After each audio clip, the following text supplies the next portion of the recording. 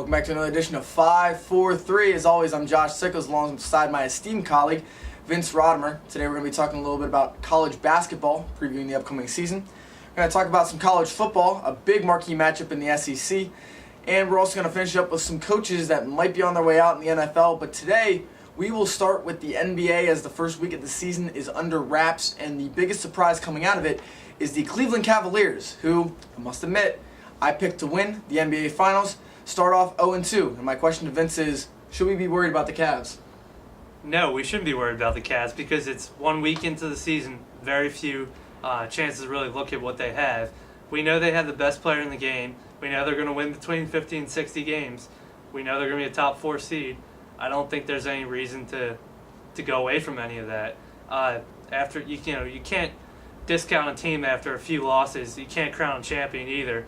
The Spurs, who I picked to win the title, are much better off than the Cavs right now, but that still doesn't mean anything. But I don't think the Cavs are a problem so far. What do you think about that one? One of the rarities on this show, I'm actually going to agree with you. I think there's really nothing to worry about with the Cavs. You know, as long as they get into the playoffs, I talked about it in our NBA preview. As long as they get into the playoffs, we'll see what they're made of once they're in the playoffs and being able to finish and get to an NBA Finals and actually win an NBA Finals. But their first loss was to Boston, which is another contender team. I was more worried that they gave up the first half lead.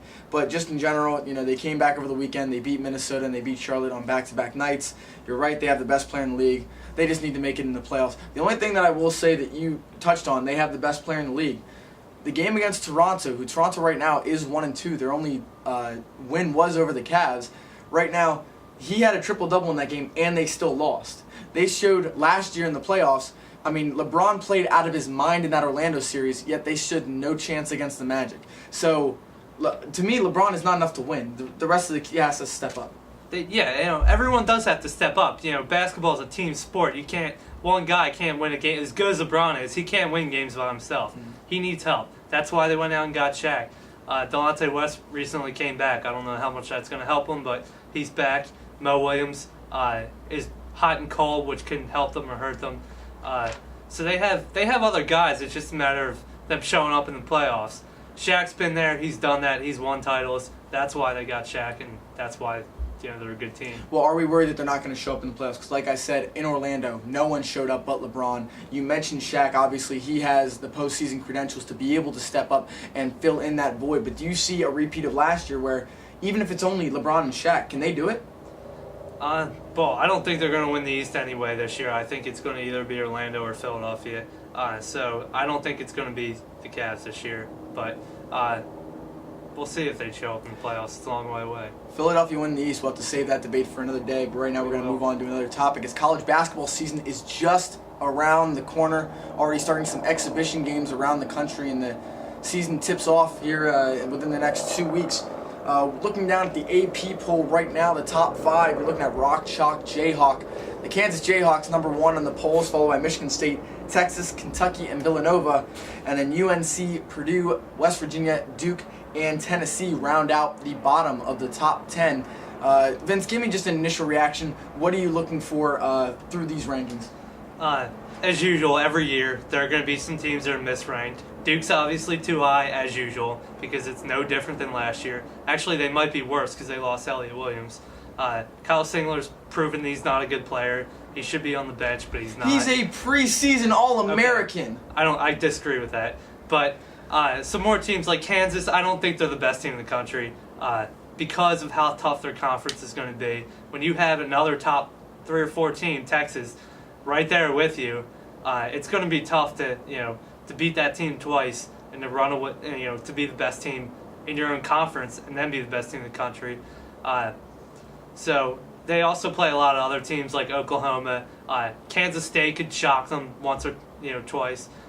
With Dennis Clemente scoring 45, 50 points, that's possible. So I don't think they're going to run away with their division, or they're going to be the number 1 team the whole year, or even most of the year. I'm looking at 2. Aside from Michigan State, the Big Ten teams are so overranked this year. I look at some of these teams. Purdue, they have 3 or 4 good players. I also don't think they're that overranked. Michigan State's not at all, but Purdue's not as much as some other teams. But Minnesota, what does Minnesota have? Why should they be number 19? It obviously is preseason, but I just don't see a reason for that. I'd rather see Pitt there. I think Jamie Dixon's proven he can coach. Pitt's won 27 games or more the last 3 years. So I think Pitt's a lot closer being, the bottom half of the top 25 than teams like Minnesota are. So what do you think about this rankings? Well, we'll have to see. I mean, obviously the Big Ten has come under some scrutiny lately. Tom Izzo has proven himself as a coach, and I agree with you that Michigan State deserves to be ranked that high. Kansas, for right now, the rankings don't matter. As long as you can get into the tournament, the rankings really do not matter. It's just something done for the fans, just to get them hyped up. But if you had to pick a number one team in the country as of right now, it's Kansas. We know this is not going to stay the way it is, so I'm fine with Kansas being number one. I do think Kentucky, it's interesting to see them so high. I understand why. New coach John Calipari coming in. Also, a lot being put on the true freshmen coming in, John Wall and DeMarcus Cousins, who are top 5 recruits coming in the nation. I'm interested to see how they perform. Also, guys like Daniel Wharton and Eric Bledsoe coming in, who are less heralded, but still they were in the Rivals top 100 for recruits for Kentucky. Still, Patrick Patterson will still be the best player on that court, at least to start off, in my opinion. But a lot of that is on hype. They lost Jody Meeks. It'll be interesting to see what happens with that. UNC, I know you mentioned Duke, and I know Vince is not at all a Duke fan. The interesting thing to me for Duke is that it's always been they have no big men, and then they have pretty good crop of guards. I think it'll be interesting to see what happens this season with only 3 guards on scholarship, one coming in as a true freshman who's coming in a year earlier than he was supposed to, Andre Dawkins, and seeing what happens with that, with the bevy of talent. Kyle Singler might be able to move out on the perimeter a little bit, but we'll see what happens. I'm really interested to see what happens in the ACC between UNC and Duke, because UNC, it's not rebuilding, it's reloading, but how are they going to be able to adjust after losing a class of such highly heralded talent beyond that? But, do you really have a huge problem with any of a huge, ridiculous problem other than Duke? I have a problem with Kansas being number one. To be the champion, you have to beat the champion. UNC is the champion.